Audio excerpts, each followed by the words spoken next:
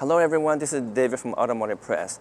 As you know, I have been talking about the 2022 Toyota Tundra for a while because there's so much to share. And in my previous video, I already talked about the exterior quality and exterior fit and finish. I did the paint check, I did the panel alignment and panel gap analysis as an engineer.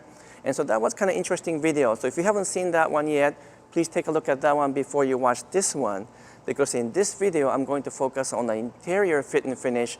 And I'm going to do my engineer's audit of the interior, how the components come together, and whether or not all of the parts align well. So let me take you into the interior of the Tundra and show you whether or not I am happy with the fit and finish and the manufacturing quality of this new Toyota Tundra.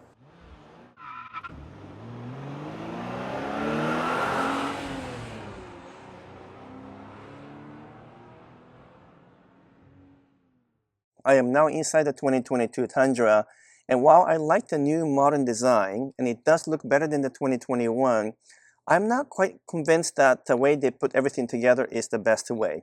What I mean by that is just a combination of the black plastic molding, the sort of a semi-gray plastic components, and the soft and the harder plastic. They look okay, but it's not as upscale looking as I want it to be in the new Tundra, because many of the competitors, especially the Ram 1500, looks truly upscale inside.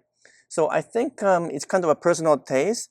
I'm not quite convinced for me though that this is the best design yet in terms of what they could have done for the Tundra. Regardless of that, what do I think of the quality? Well, I have been going through my normal punch test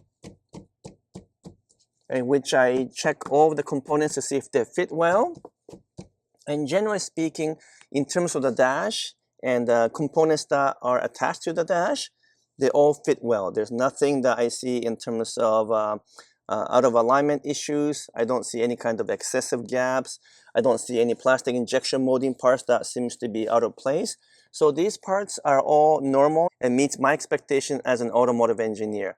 I have noticed a few things when I'm driving. Now, it is generally speaking very quiet inside, but when you put the air conditioning or the heater on, there's a bit of a whistling sound that comes underneath the dash. And it stops when you redirect the ventilation toward the windshield or in front of you.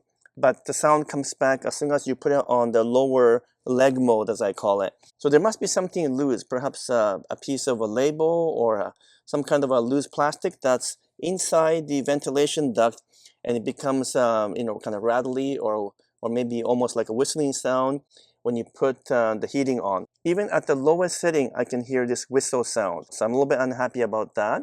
Otherwise, there's no other rattles or squeaks on the road, and I can tell in terms of the general fit and finish of the components, everything looks good. I will say that there is some difference between components and plastic that I see from the Japan-made Toyotas versus the North American-made ones, and you can see this in the Tundra. So for example, in terms of the grain and whether or not it's matte or shiny for the plastics, well, in the case of Tundra, it doesn't look quite as good as what I see in the RAV4 Prime that we own or the Lexus IS 500 I own. Both of them are made in Japan, and you can tell that the supplier over there has a slightly different way of managing the plastic injection molding, and therefore the overall look in terms of the fit and finish and just the surface finish especially is a bit different. So am I generally speaking happy with the manufacturing fit and finish of the interior? I am. I think it can be improved. Maybe for this coming fall, they can improve some of the gloss of the plastic injection. They can change the texture a little bit more. And these are things that do tend to get improved over time because the supplier of these components are constantly trying to improve the texture and the basic look and feel of the plastic, and those things will get better and better. So I'm not too worried about that. I really do like the feel of the steering in terms of the parts and the way it feels to your hand. It's actually really good, and the buttons and the controls are actually also well designed.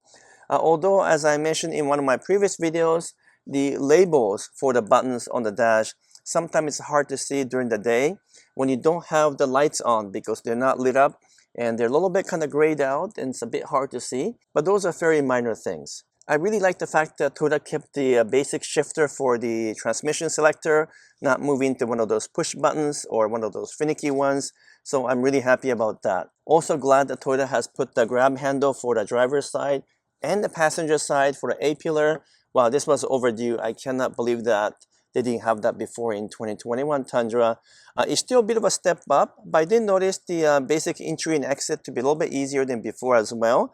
So they might have lowered it just a tiny bit.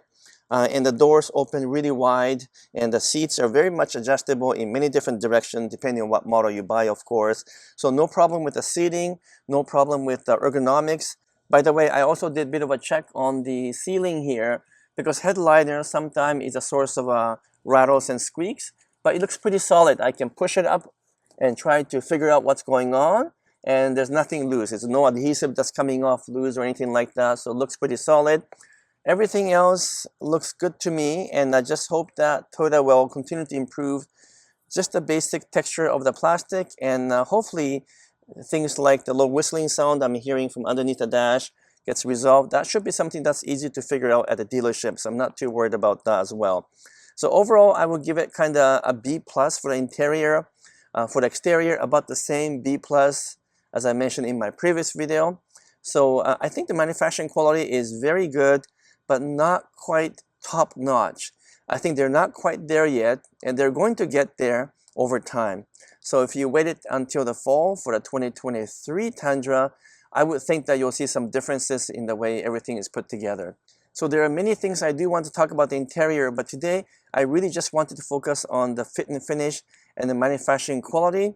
So that's what I want to cover for now. There's a lot more to talk about in my deep dive series of the new Tundra. Thank you so much for watching. I'm signing off for now.